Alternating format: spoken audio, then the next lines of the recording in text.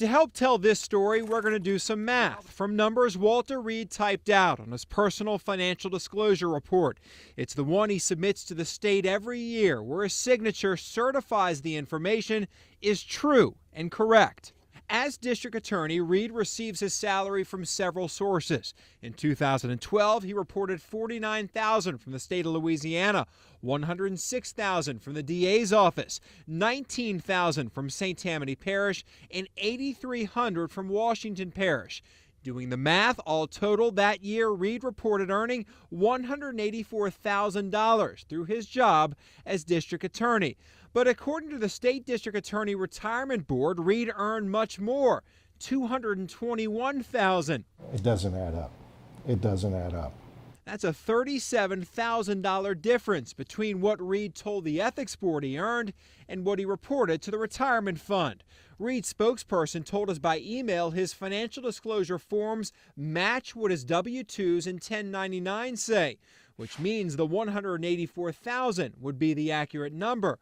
We found a discrepancy in 2013 too. $188,000 reported to the Ethics Board, $200 to the State Retirement Board. In 2011 and 2010, we found big differences too.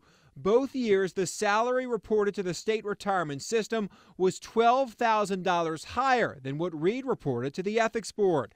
If, in fact, the salary to the Ethics Board turns out being the correct one, it means Walter Reed could earn more in retirement than he deserves. By our calculations, when Reed retires, he'll earn about $193,000 a year for the rest of his life.